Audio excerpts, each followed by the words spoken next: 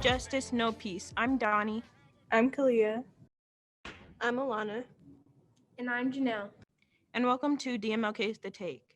In this series, we'll address the inequities in education today. We will release a new episode every other Thursday. Throughout this series, we will be discussing how we will keep our resolution alive by having conversations with some key people in the implementation, sustainability, and overall success of our resolution. In last week's episode, we talked with the authors of Black History 365, Dr. Freeman and Dr. Milton. What stood out to me was their purpose, which was to create cutting-edge resources that invite students, educators, and other readers to become critical thinkers, compassionate leaders, fact-based, respectful communicators, and action-oriented solutionists. I think that it is really important that we are able to adopt their book in the DPS curriculum. I learned more about the BH 365 textbook and how to implement into our schools. I also learned the benefits of having this textbook as our district's curriculum. It gave me a lot more insight on how much work went into the Black History 365 book, as well as how important it is that we include it in the changes being made here in DPS with our resolution. For me, it was enlightening. Being able to see and discuss such a beautifully illustrated representation of us in a book really warmed my heart. And I can't wait for other kids to have that experience too. So I'm sure you are wondering what's up this week. This is our take. Same purpose, different leader. With all the work we put into our resolution, you already know we're not stopping anytime soon. Regardless of what changes happen within the district, specifically with the new superintendent coming in. We may have a new leader, but the purpose of our movement to have equity within our education will remain just as important and just as valued. In today's episode, we'll be speaking to Susana Cordova, former superintendent of Denver Public Schools. Welcome and thank you for joining us on The Take today. Before we get started, we have to remind our listeners about our trigger alert. Janelle, can you please read the trigger alert? If you're not 110% in support of Black Lives Matter, please dismiss yourself. If you are in any sort of agreement with the systemic oppressions this country has inflicted on minorities, once again, please dismiss yourself. And if you're not willing to give every bit of the power that the people so undeniably deserve, then please dismiss yourself. Because in a few moments, you will witness vast amounts of Black engagement, and if you do not dismiss yourself, then the thoughts, facts, and feelings we are about to share will most definitely dismiss you. Okay, Superintendent Cordova, you are one of the first Latina superintendents and only one of two women of color to lead Denver Public Schools. That's impressive. What else would you like our listeners to know about you? Thanks for the opportunity to be here. I think probably what I'd like people to know is, I was a DPS student. I went to Barnum and then to Kepner and graduated from Abraham Lincoln and started teaching in DPS all the way back in 1989, decades before you were born, and have really just loved my time in DPS. Well, thank you so much for your willingness to join us today. As you know, the focus of the series is on the No Justice, No Peace resolution, which all began with the trip that we took to the African American History Museum and Culture in Washington, D.C. last year. And, Yes. Oh, sorry. Uh-huh. I just wanted to say that before we begin this discussion, I feel like it's important that we just acknowledge how difficult it must have been for you trying to reopen schools during a pandemic with everything going on with all of our racial injustices that were occurring across the country. And I just know that I personally couldn't really handle the stress of being in that position. So I just hope you know that we acknowledge how difficult that must have been leading up to everything that's going on. Yeah, thank you. I mean, I think for all of us, this is like, probably a once in a lifetime experience. Like you someday are going to be, my age or older looking back on this time. And let's cross our fingers. It doesn't happen again, but I'm 54. I've never experienced anything like this, and I don't think any of us really have. And so it was a lot of new things and first time things and scary headlines. But I'm really proud of how the whole DPS community has rallied around. That's true. It's all been kind of crazy, but I feel like it's going to be coming to an end soon. But just to get started with some just basic information and questions, according to the School Superintendents Association 2020 Decennial Study, Although nearly 90% of school superintendents said conversations about race and equity are either extremely or very important, only 21% said they were very well prepared for that responsibility. Where would you say you are on this scale? Yeah, so thank you. I think particularly as a woman of color, my experiences in the world are very influenced by being a Latina. And to this day, when I walk into a room, the first thing I do is I look around to see like who are the other people of color in a room. And um, far too many times, particularly when I walk into rooms with superintendents or with decision makers, with leaders in the community, I can usually count on one hand the number of leaders of color in the room. And that definitely has influenced who I am as a leader. And I think for all of us, for BIPOC people, we learn at an early age both what it feels like to experience racial discrimination, and then at some point what it takes to be able to stand up and to speak up. And so I feel really fortunate, particularly in the Denver Public Schools where I've worked for so long, that we've had conversations about equity, about diversity, about inclusion for a long time. And while I don't consider myself an expert, I do believe deeply in the need to create spaces where conversations can happen about racial justice. It's why I became a teacher. And I'm committed to being a learner on the journey to create more equity for our students. And so I felt more prepared to step into that space because of the urgency, but I definitely know how important it is to create the learning opportunities for the people who don't feel ready. So I like that point you made where you said you look around to see other people in the room that are also BIPOC or students of color. And I feel like that's important because I realize that a lot of students who are of different races always look around to see who's like them in the classroom, or wherever they go, they look around and see who's like them, if they're comfortable in that place or if they could act in a certain way. But that also goes into how you create spaces in the classroom where you could teach BIPOC students and stuff like that. So that brings me to the resolution. And can you tell us your impressions on the No Justice, No Peace resolution? Like, what were your initial thoughts hearing it for the first time? I am so inspired by just how clear you all are in your focus on the importance of this issue. It's something that I'm deeply passionate about myself. And it's something that I know was part of the reason why I decided to become a teacher. Um, and I'm super glad we're at the point where this has been passed by the board, is part of who we are, and will help guide the work moving forward. And the reason why I think that's so important is when I was in the classroom as a teacher, I always tried to make sure that I was using materials that reflected the diversity of my students. When I moved to the curriculum office, I worked really hard on that same thing. And I did that because I didn't have that experience as a student. I know how important it is.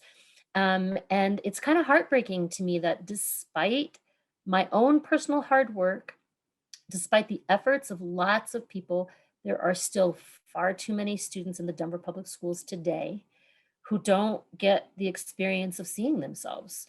And it's a lot more than buying the books. Like we can buy books, and if teachers don't use them, kids don't see them. And if it's in an anthology and people skip that story, you don't get the chance to learn it.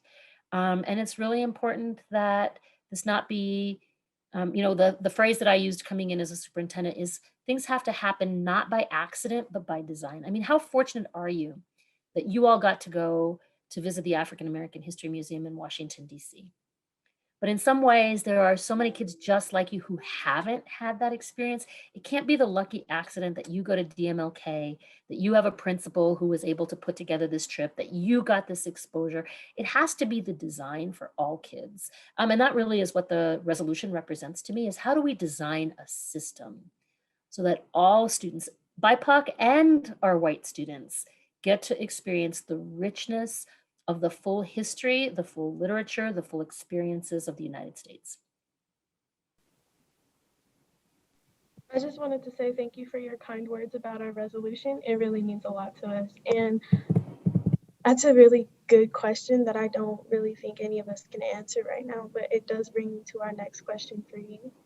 Why do you think that it's important to carry on this work? Yeah.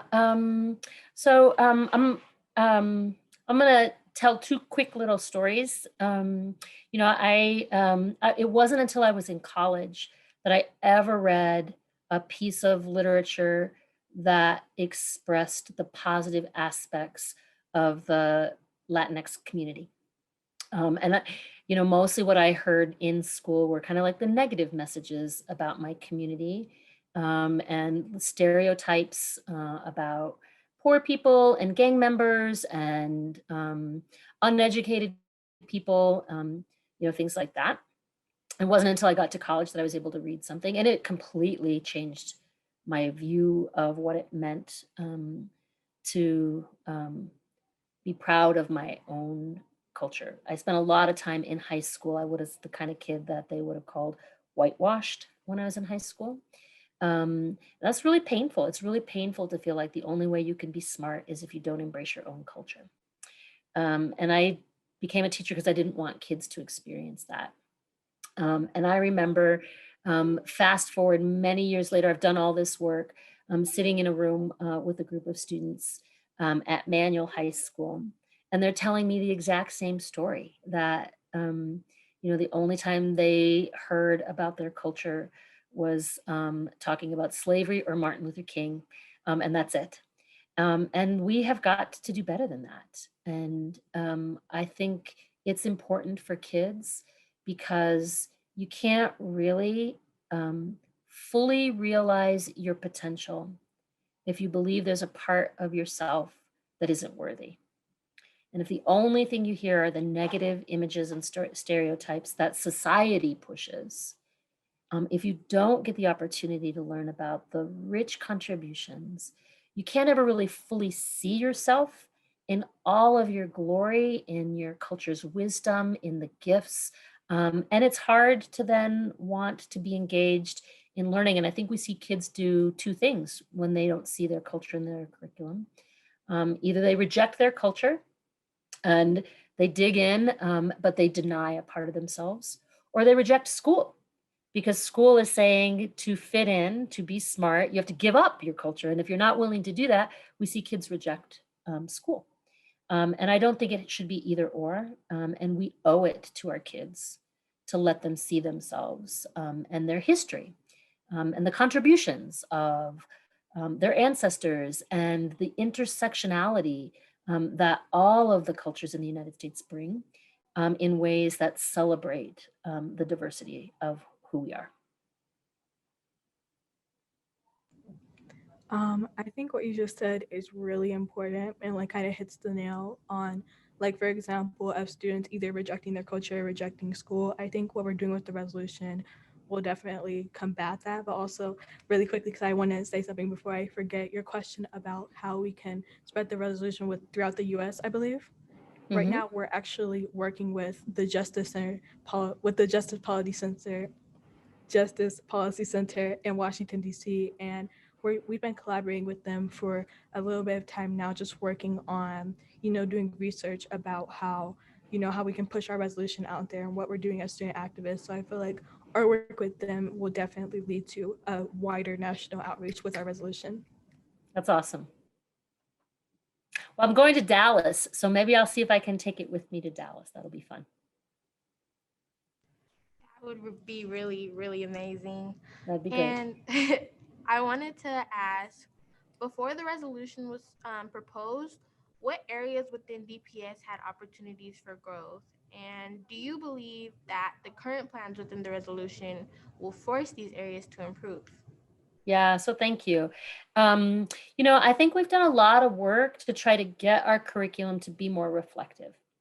So there were some places where we had done some really important work, but there were still gaps. One of the things that's really challenging is, particularly in a state where school funding is so low, our funding in Colorado is definitely in the bottom half. We've gone up a little bit, but we're probably in the bottom 20 in how we fund our schools nationwide, in one of the richest states in the United States. And so that means things like our social studies curriculum at elementary is 15 years old.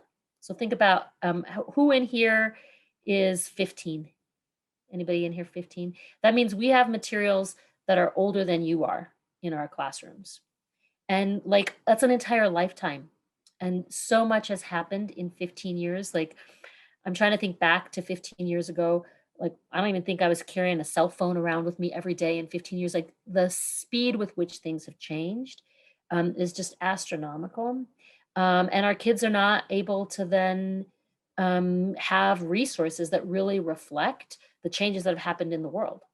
And it's really important that we do that. So I definitely think that's one of the places where we have a lot of opportunity. But then again, I really just want to hit on this idea, like, we can buy all of the books in the world, but if teachers don't teach them, if they don't use them in ways that create safe spaces for learning, if they minimize the contributions, if they gloss over the aspects of it, it's not going to have the impact that we need it to. So in addition to revising curriculum, in addition to new materials, in addition to more diverse representations in our resources, we need our teachers to be trained on how to use them and how to create the space for students to learn. So I have another question then. How do we teach teachers to be more culturally responsive in their classrooms? Yeah, so thank you. You know, one of the things I'm really proud of is from the very first day that teachers come into the Denver Public Schools, when they're very first hired, we really try to just immerse them in a culture that is one of equity. And so from the very earliest experiences that new teachers have in DPS, we're talking about the importance of representation, the importance of language, the importance of language diversity, the importance of culture, moving beyond, they talk about food and fiestas, like moving beyond things like that to the deeper aspects of culture. And then really creating a space where diversity of thought can also take place. And it is really important, and it's also really challenging. In the Denver Public Schools, the demographics of our teachers and the demographics of our students are almost the exact mirror opposite. So we're a district where about 75% of our students are BIPOC, and where about 75% of our teachers are white. And so it does mean that everyone, all of our educators, our teachers, and our school leaders need to commit to learning about equity, to learning about culturally sustaining practices, and to do that, understanding that we have to be able to recognize our own biases. We all have them, so that kids will be able to be in a classroom that truly does recognize them for what they bring as assets. I just think this conversation we had so far is really important because I know off the bat our resolution, like, we worked on it, so we know like all the details and the importance of it. But off the bat, I know a lot of people might just think this is just about adding BIPOC history, but so much more. And I feel like this conversation has definitely gave like maybe those people who don't understand a lot more clarification. But I also kind of want to shift gears a little bit towards some, like, I guess some questions regarding your position as our former superintendent. And just firstly, I'd like to start off by asking, on November 13th, you announced your resignation as superintendent of Denver Public Schools. And most recently, it was announced our interim superintendent will be Mr. Dwight Jones. What steps have you taken to ensure our resolution remains a priority for him and the new superintendent? Yeah, so thank you. A great question. And it is really true, like, one person doesn't do this work alone. We really do need everybody bought in. So Tamara Acevedo, who's the Deputy Superintendent of Academics, who's worked really closely with your team and your school and her teams, is deeply, deeply committed to this work. It's her team that's kind of doing the day-to-day work on making sure that curriculum revisions, teacher training reflects the expectations in the resolution. Dwight Jones is all in on continuing our work around our crisis priorities and supporting the board's vision, both the vision of Black excellence, as well as the No Justice, No Peace resolution, that I think really expands the notion that's in the Black excellence resolution to truly be reflective of the diversity of our entire school community.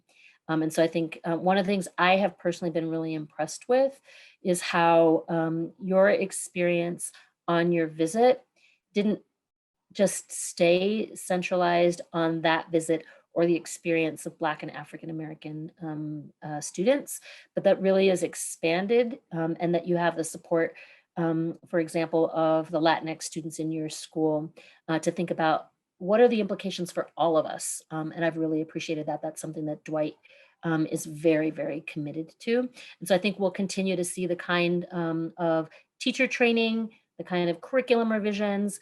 We've hired outside experts to help do some reviews of our materials to make sure that we are on the right path. People who have deep expertise in critical race theory.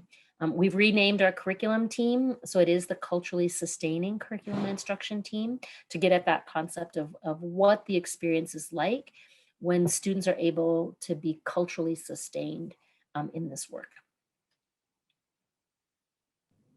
I know that you mentioned that 75% of the teachers are in DPS are white and 75% of the students are of BIPOC. And you also said that he is all in for the work that we are doing. But knowing both of these things, what are your wishes for the incoming superintendent as it relates to the specifically to the resolution?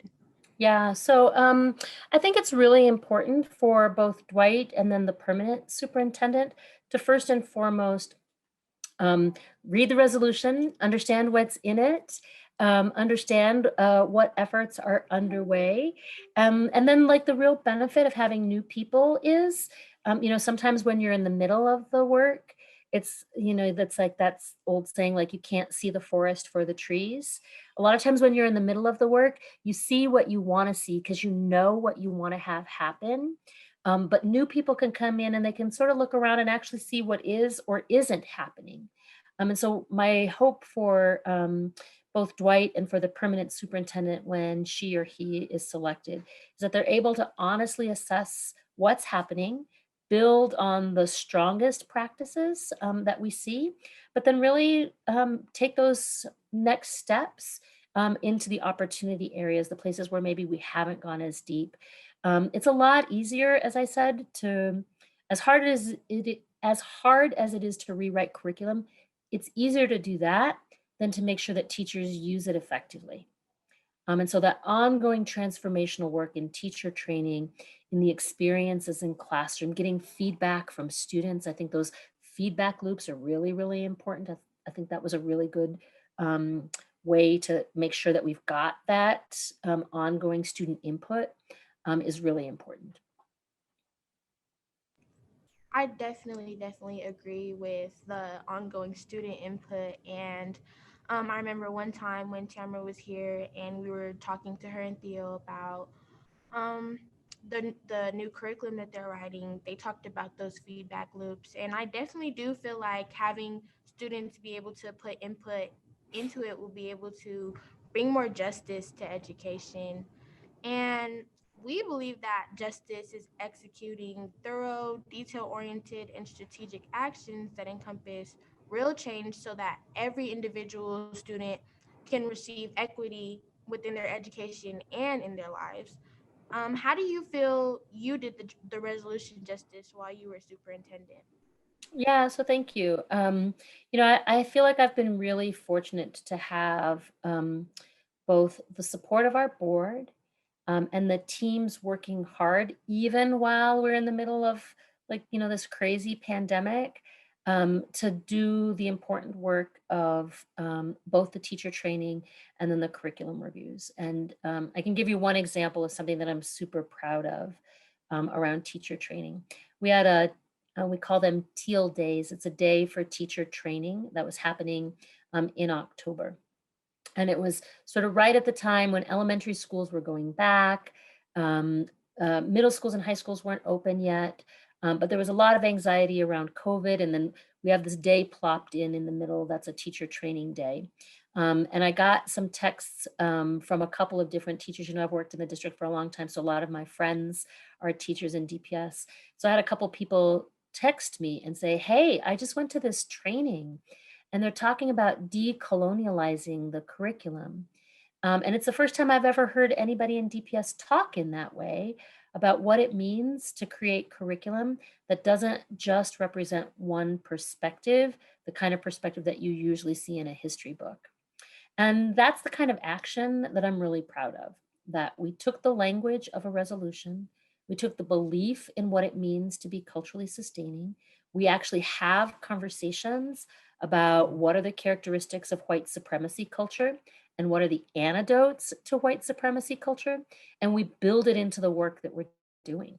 And so I'm really proud of that teacher training. I have a teacher advisory council, and every meeting that we have every month, we talk about what are the examples of white supremacy culture that they see in their schools and what are the antidotes, what we can do to help change the experience for all educators. And one of the things that I think is really great about being a BIPOC person myself is that is much more common that we think about communal approaches to work in BIPOC communities. And it just, I believe, makes for a more inclusive environment for everyone, for our students and for our teachers. I actually think that's really interesting, the part where you said where you had some friends who were teachers, or you have some friends who are teachers here in DPS, and when they heard the term decolonizing our history, I feel like it's really important to acknowledge that not only by bringing in a new curriculum and a new way we're teaching our students, we're also teaching our teachers, because as far as we know, like when you propose something new, we're kind of all getting used to it. So I feel like it's important that not only we introduce this to our teachers so that they get a better understanding of it, but by the time it gets to our students, our teachers aren't just reading something off a book or a page and just like teaching it, like just spitting it out. I feel like it's equally important that we actually have our teachers understand it as well. And just to speak on that, it's to my understanding that DPS has an ongoing curriculum adoption cycle. And we also know that it's been 12 years since the last elementary history curriculum adoption. So could you please elaborate on that process of the adoption cycle? Sure, yeah. So whenever we do a curriculum adoption, and particularly at the elementary level where we have lots of our students who are learning to read both in English and in Spanish, we look at materials that align to our state standards. That's the law, and so it's really important that we do that. We also look at materials that are available both in English and in Spanish because we want to make sure that we're including all of our learners in the resources as we do that. And then we do use a rubric that helps us look at how well the curriculum addresses diversity, equity, and inclusion. The teams that do this typically have teachers, have school leaders, have folks from the curriculum teams. Um, One of the things that I think we should do, and this resolution has really helped us think this through in a different way. I don't think we've actually leveraged student voice very effectively, student reviewers in the process. And so I think it'd be really important as we look forward, particularly because of the resolution, to think about what role can students play. And high school students will probably be in a better position to help us with the curriculum adoption, even if it's for elementary resources than our elementary kids, because you have been able, particularly the folks who have been so deeply involved in this initiative, you've been able to learn a lot about what you're hoping to see in the different resources. Thank you. I feel like that covered what I guess the entire adoption cycle is Yeah. really well. So thank you for Yeah. that. But I guess one last question I have for you would be that since Denver is your home, I could imagine that leaving it is probably bittersweet. And moving to Dallas Independent Schools, how do you plan on upholding the value of equity to your new position as Deputy Superintendent of Leading and Learning? Yeah, so thank you. In my new job in Dallas, I'll actually be a little bit closer, kind of like the job Tamara has. So overseeing our schools team, the academic support teams, and their strategy office. And so I'm really excited to be able to kind of dig back in. I did a lot of curriculum work. I was the head of the academic office for about 8 years in DPS. And so I'm really looking forward to getting closer into that work. And I can honestly say, like, the work in Denver has completely influenced who I am and what I believe is important for kids. And so I'm only joking a little bit about bringing the resolution with me. I think it's going to be really important to first learn what they're doing. I think anytime you go into a new place, you're not an expert of the new place. You might be an expert of your own place, but you're a new person in the new place. That's going to be important for me to learn the work that they're doing. And then look for ways that we can make sure that we're creating the kind of opportunities for kids that are so powerful, that are really captured in the No Justice, No Peace resolution. And so I think that it'll be a fun time for me to both learn, but then to bring some of the learnings that I've been able to gain from my experiences here in Denver. I think that is great. And I really just want to wish you luck on well, not luck because you don't need it, but I really want I to wish do. you well. I really want to wish you well when you go to Dallas and your position. I Yeah. also want to say thank you so much for coming on the podcast and talking to us. It means a lot. Thank you. So I have to tell you all, I didn't go away to college. I'm from Denver and I went to the University of Denver. I got a scholarship to go to school. And so I keep telling myself, I'm going to approach this like an 18-year-old getting ready to go off to college. So I'm a little bit nervous and I'm a little bit scared, but I'm really looking forward to the opportunity to learn a new place. And what I would encourage all of you to do is to make sure you set your sights really high as you go through that college application process. Don't be like me and think that the only thing you can do is close to home, because the reality is you can go anywhere. And the experience that you've had with No Justice, No Peace has taken you back and forth across the country, back and forth across time, and will take you so deeply into your own future in ways that you just can't even imagine today. And the skills that you are gaining from this process are going to serve you well wherever you go. But set your sights super high, because I have no doubt that you will achieve great things. Thank you so much. And sorry, but thank you. And I do wish you luck. And I Thank hope that you. you're safe on your trip to Dallas. Thank you so much. Congratulations, everyone. On today's episode, we talked about how important it is that students continue to see themselves within the work that they are learning. We also discussed a study around superintendents and their preparedness to talk about racism and ethnicity, even in the midst of a pandemic. Within all of this, we highlighted Ms. Cordova's hopes and our expectations as we welcome a new superintendent into DPS. Here's our call to action. To school boards, we know that finding a leader is never an easy task, yet finding a leader that is driven to dismantle systematic racism and its connectedness to oppression is a rigorous one. We ask that Denver Public Schools Board of Education recognize that in order to be a district that is about anti-racism and dismantling racism, that we are action-based and not symbolic. A part of that action is to hire a superintendent that is committed to supporting our resolution. This is the beginning of 2021, and I can't believe we are still talking about racial equality within education. This work needs to be the centerpiece in what our district is about, and if it is, then the incoming superintendent must lead this work and not be intimidated by it. If principals are going to be charged to lead this work, then they have to know that the superintendent and the school board has their back. In addition to being full-time students and being committed to the work we do, we have proven that we deserve to be a part of the superintendent search. It is essential to the future DPS students that look like me that we can help with the selection process of the new superintendent. If you enjoyed today's take, make sure to tune into our next episode, Culturally Responsive Future, airing on Thursday, February 4th.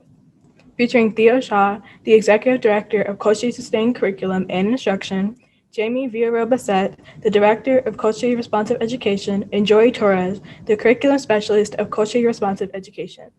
We will be discussing the restructuring of the CRE department, their goals, focus, and how our collaboration is helping move the No Justice, No Peace resolution forward. You can follow us on our Facebook page, No Justice, No Peace, DMOK's The Take, and email us at dmokthetake@gmail.com. Make sure you give us your feedback through our social media and contact us for a chance to be on the show and give us your take. No justice, no peace. No justice, no peace. No justice, no peace.